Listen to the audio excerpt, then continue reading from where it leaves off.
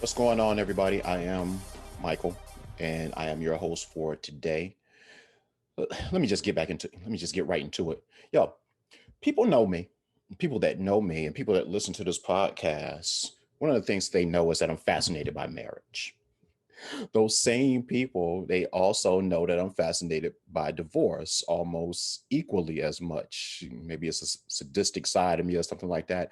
Maybe it's because you have to understand one to understand how the other works. I don't really know, but I'm equally fascinated by both. So let me talk about both during the course of this episode. Let me start off by talking about divorce. Okay. I read that Babyface is getting divorced from his second wife. Now, that marriage only lasted 7 years, so that's far short of the 20 years that I had spoken about in previous episodes of this podcast, where it was like, I don't understand how people are together for that long and then get married. 7 years, I guess they got hit by the 7 year itch thing. I guess that's a real thing. And as a result, uh, they're no longer. Anyway, now, what surprises me about all of this is that this is the whip appeal dude. This is the I'll pay your rent dude and I'll cook your dinner as soon as I get home from work. It's that dude that we're talking about.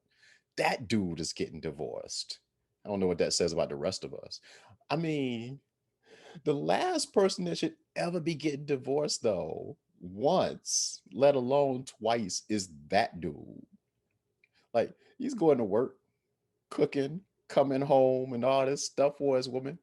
So, as I like to do, let me analyze this because I have a few theories as to what might have happened that led to this divorce. Theory one. Theory one is that he was lying about those lyrics and stuff like that. And he was only doing it to pander to women to get him to get women to buy his music. Hopefully, that's not true. And the reason I say that is because, man, he got a lot of brothers in trouble talking that mess and having women question why their men weren't doing that for them and all of that stuff. That'd be foul if he was throwing dudes under the bus just to sell a few records. They were good records. Now, that Tender Lover joint, now, I can't knock it. It was a good record, but still, the content of it, yeah. Now, that's of course if he was lying. Now, when talking about cooking dinner and all that stuff, kind of suspending reality a little bit because I would seriously doubt that Babyface is actually going to work and then coming home and cooking anything. My guess would be, if I had to venture a guess, would be that he was paying somebody to cook the meals or something like that.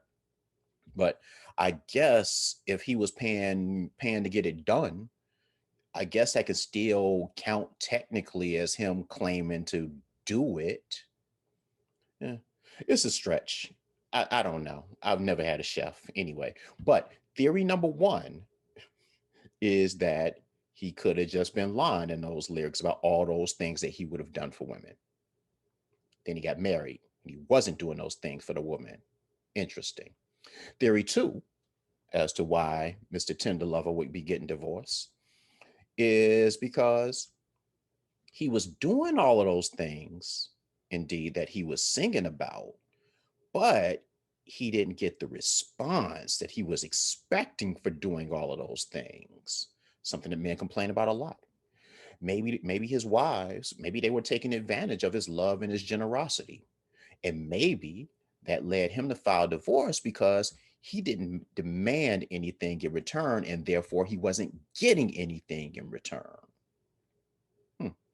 Then, because he wasn't getting anything in return, despite all of those things that he was doing, cooking dinner, paying rent, and all of that stuff, then maybe he became bitter again because he was doing all of those things to get nothing in return.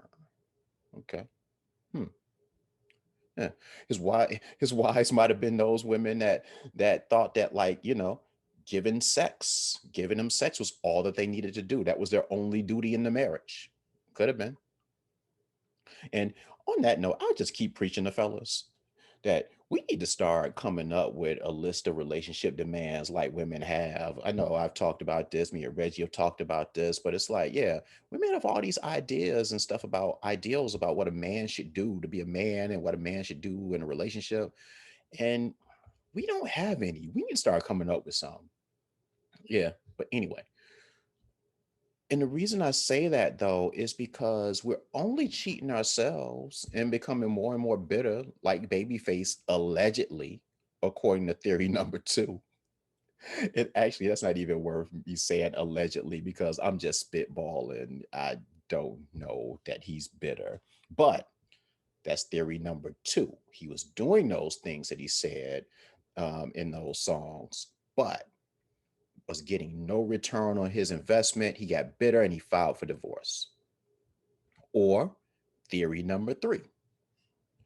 Wouldn't it be funny if he got his wives by doing all of that sappy, overly romantic stuff and they loved it at the time? And then over time, it got to be too much and it got to be corny? It's funny. I've actually heard women tell me about dudes that they dated, tell me that about dudes that they dated, that he was doing all of this great stuff and eventually it just became too much. It's like, from my understanding, from talking to women, it is possible to like over romance a woman. You wouldn't think that would be the case, but hey, I guess too much of anything isn't like the best.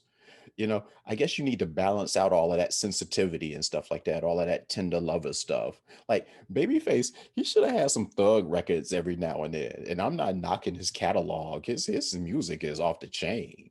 But as far as again the lyrical content, yeah, he should have balanced that out. Like called a woman a bitch on a song or something like that. That was funny to me for some reason. The thought of Babyface talking about bitches and hoes. Anyway, but that's theory number three. It's still funny to me.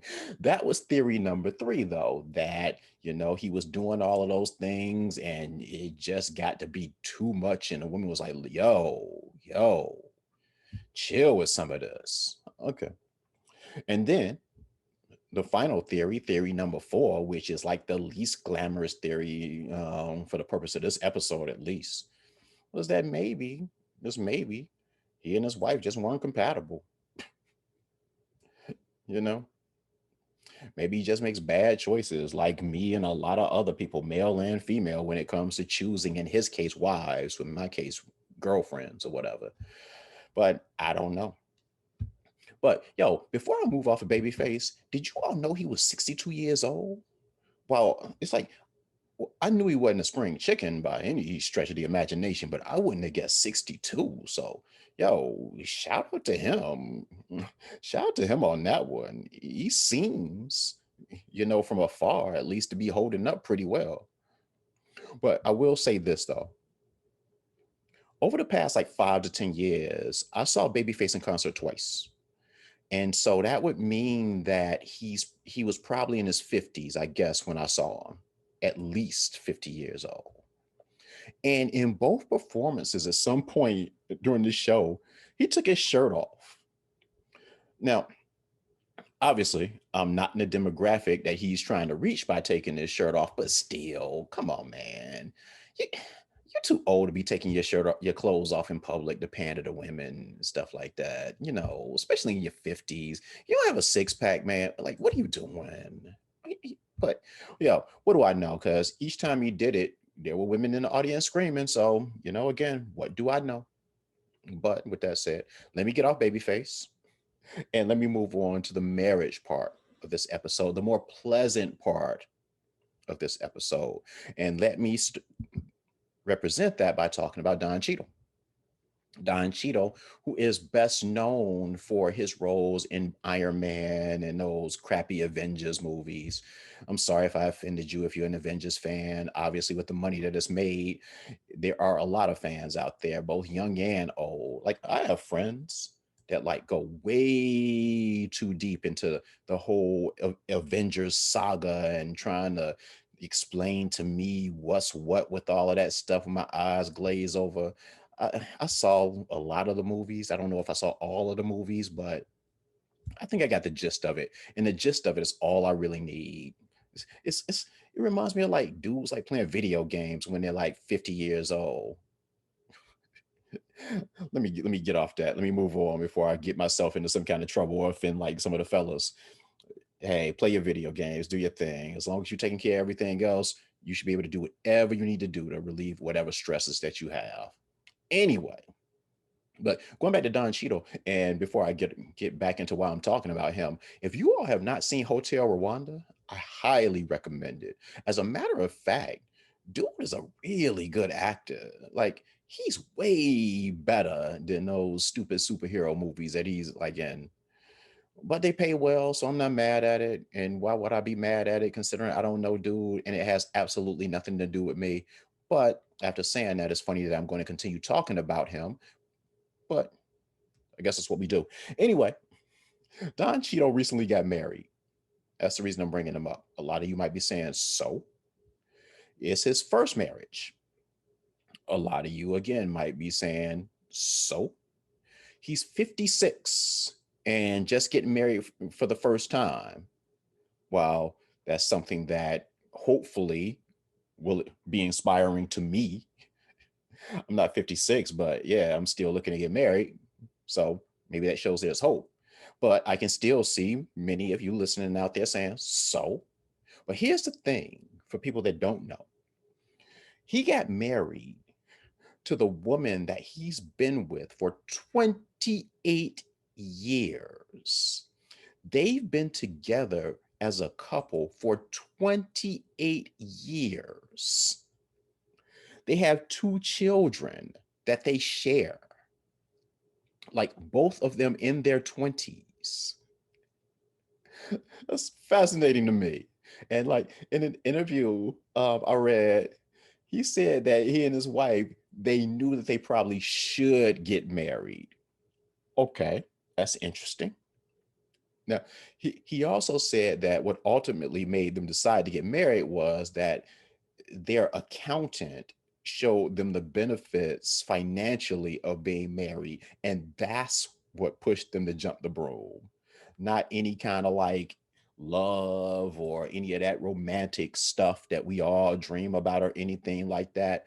And that does speak to, and one day I'll probably talk about how people are getting married more as arrangements, not to be confused with arranged marriages, but more arrange because of arrangements, um, like a compromise or some kind of bargain, some kind of negotiation, as opposed to the typical "I love you, you love me, let's spend our lives together" and blah blah blah. Especially as some of us get older, looking at marriage differently and looking at it without the rose-colored glasses that many people do. But you know, going back to him and Don Cheadle being him, but going back to him and talking about his accountant is the one that convinced them to get married and stuff like that. And while I'm not honestly sure if he was joking or not, but it does sound plausible again because of what I just said about people getting married as a more of an arrangement, in this case, a financial understanding as opposed to all of that other stuff. Like, why else would someone be getting married after 28 years together? It's like unless like one of the two were dying and then like as part of their like dying wish they were like, well, I want to be married before I die. And it's like, okay, one's on the deathbed and they're like holding hands and stuff like that, or one's on the deathbed and one's standing up and it's like so cute and all of that stuff. And it's like you should have got married a long time ago, but hey, better late than never. But whatever works. But I tell you what, though, with regard to this marriage in particular, I will be watching that thing like a hawk because we've all, at least all men have, heard stories about couples that have lived together for years. Then they get married, something changes that neither one of them can explain, and then they're like divorced after a minute and a half. So things were going perfectly fine while they were like defiling the bed, as a woman once told me. Things were fine while they were defiling the bed. And then when they decide to make things legal and proper, all of a sudden, after getting together and being comfortable, things just turn left. And next thing you know, they're getting divorced. So it, it is what it is. I tell you what, though, I'm not wishing divorce on them. I hope that they truly are together till death does them part. But With that said, trust and believe, as I hear women say all the time, that if they do wind up divorcing, man, forget about me doing an episode on that mess. I'll be doing a whole mini series on that one because, man, that will be deep. So that was me covering marriage and divorce. Interesting angles. And let me close by this. And when I say close, it means that it's going to be a long close because I think I'm about to do about 10 more minutes just on this housekeeping issue. Okay. Ladies, I know that many of the aesthetic things that you all do to yourselves, they have little to do with us as men. And not to say that everything you do should be because of a man, not trying to like put your self-esteem in some man's hands, because that's wrong too. But I'm just saying, ladies, could you at least like consider us from time to time when you decide to do things to yourselves? Again, aesthetically. Let me give a few examples. Apparently, I've heard that there's some debate going on amongst women about wearing hair bonnets in public. I hate hair bonnets, by the way, as most men do. I hate them in public. I hate them in private. I hate them any kind of way. And again, that's not just me. That's every man. At least every man that I know. Now, there might be some dudes out there that might be into some kind of fetish type stuff, like we've been going over the past couple of episodes. But hey, I would venture to say that we took a poll. Most men will say, nah, if they never saw a hair bonnet again, they'd be fine with it. So it is what it is. On a side note, it's funny to me how women have no problem looking their worst for the person that they're with so that they can look great for people that don't matter. It used to always crack me up, like when I'll be dating a woman and we'll spend the night together and she'll like, of course, after you get to a certain point of comfortability, yeah, that, and she'll go to bed with like rollers in her hair or her hair wrapped up and have eye cream and all of this like crazy kind of stuff. Now that's what she'll like get into bed with when she's with me, her man, the one that she should be trying to impress. Ba- Basically looking the worst that she could possibly look for the dude that she claims to love. She does all of that at night, only to wake up in the morning and morph into like a beauty queen to have brunch with her homegirls. And the explanation that I've always gotten is the same. It's like, you want me to look good in public because I'm representing you. And I don't really know why I had to use that voice. It was just, I don't know. It was just funny to me. Yeah. Not to say that women sound like that, but it was just funny to me. Anyway, like they're representing me, like my whole thing though is if you have to look like a hag, I prefer that you look like a hag at brunch than look like a hag at home with me. And I understand that the whole hag thing might be a little extreme, but again, that is when you look your worst and you look your best when you're walking out the door. Now, there are times too when we're going out and she'll put on and all of that stuff when we're going out. But again, when we're going out in public, if we're doing something at home, just the two of us, you'll like still have your hair wrapped up or whatever, whatever. And it's like, okay, that makes me think that it's really not about me. If you're getting all of this dressed up and stuff to go out in public, but you don't get dressed up when it's just you and I in private, who are you really getting dressed up for? It's interesting because, and I say that because when I am in a relationship, women don't see like the t-shirts with holes in them and the bad when I look my worst and stuff like that. There are clothes that I have that are just clothes for me that I only will throw on when I am not going to see anybody for through the course of that day. Only for me. Even if somebody comes over and I have those clothes on, I will change clothes into something more presentable because I at least want the woman that I'm dating to always be attracted to me, basically. Ultimately, that's what it comes down to. But that doesn't always seem to be the case. It- and so, yeah, that's just interesting. So you get dressed up to go hang out with your homegirls at brunch and stuff like that. I'm not at the brunch. So I don't really care what you look like when you leave the house. So you're not really being a representation of me because I don't care how you look with other people. Anyway, man, going back to this bonnet thing. Apparently, the comedian Monique, and again, this is me interpreting what I heard, so don't quote me 100% on this, but I think I got the gist of it. And the thing was just so silly to me. I didn't even feel like it was worth Googling, even though I probably should have. But Monique saw some woman with a bonnet on, I think at an airport or something like that. And she either chose to confront this woman or she took a picture of her and posted it on some social media platform, something like that. Now, I think that Monique, the comedian, she's been off her square for a nice little minute now with her fighting against Netflix and all of this stuff. On a side note, it's funny to me how comedians, when they reach levels of success, how they become less funny and they turn into more serious people. It's like you got popular and famous by being funny. It's like, why can't you just be funny?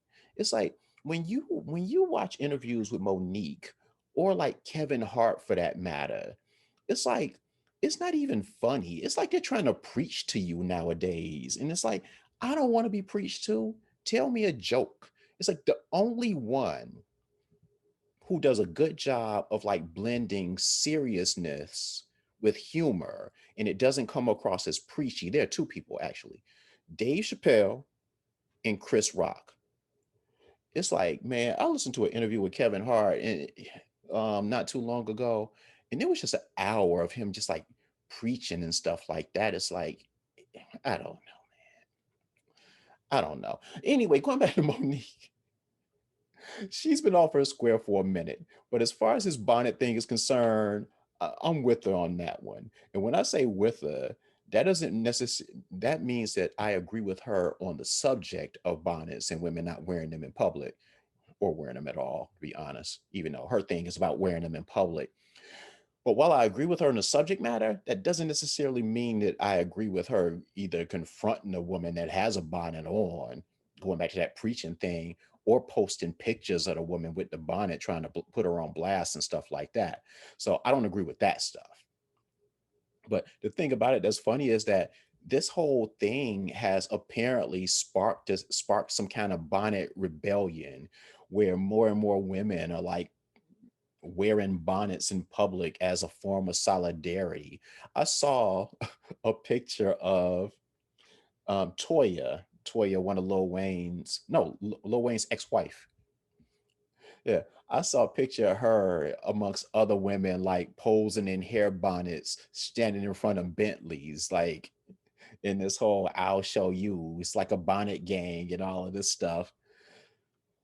Okay, this is where this is what we've come to. It's like, okay. So that was one example that I wanted to bring up about, women. Can you put some kind of thought into what men might think, you know, just a little bit, not wear your bonnet in public. And then this other thing that I saw over the past week is Jada Pinkett Smith. Jada Pinkett Smith has shaved her head. Now, I love a natural woman. I don't like all of that fake stuff. It's not to say that I wouldn't date somebody with a whole bunch of fake stuff. All depends. But if I had my preference, if I could sculpt a woman and start from scratch, I would choose natural hair, no makeup, etc., etc. But going back to Jada, these are not the 70s. And unless she's like posing for an Ohio Players album cover, come on, man. Come on, man. And The last example that I will get into is I read an article where Gillian Anderson, who is most known for being on that show, The X Files. I never watched that show, but it was really popular back in the day when it was on. She, for whatever reason, I don't know what the question was that she was asked that led to her giving this answer, but she said that she is not wearing a bra anymore. Okay. And the quote from that article that really stuck with me is when she said, I don't care if my breasts reach my belly button. Come on, man. You know. Now, I'm on the fence with bras. It's like some women need them, some women don't. But it's like going to the nude beach expecting to see sexy people, and then when you get there, you see a whole bunch of people that shouldn't be nude.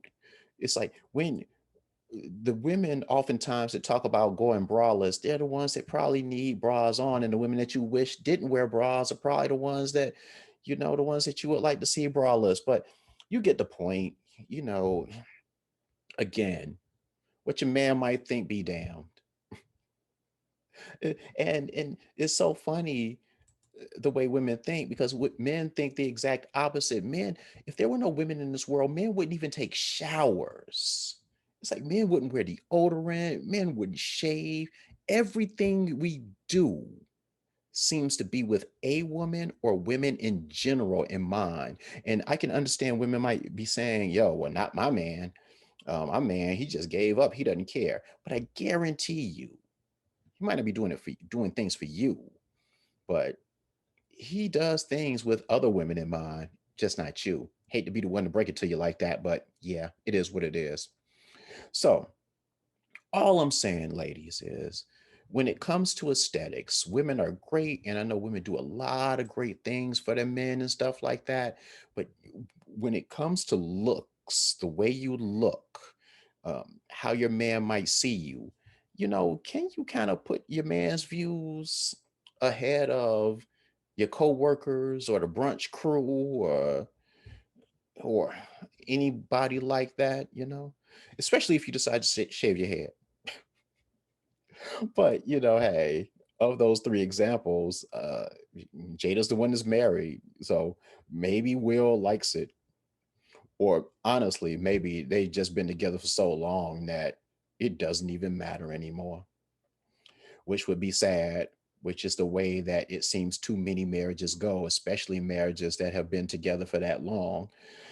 And then next thing you know, I'm on an episode of this show talking about why these people got divorced after 20 years. Probably because of things like that. You stop caring about what each other thinks of the other. And yeah, it is what it is. God help us all. God help us all. I am Michael. Thank you all for joining me today. Tell 50 friends to tell 50 friends.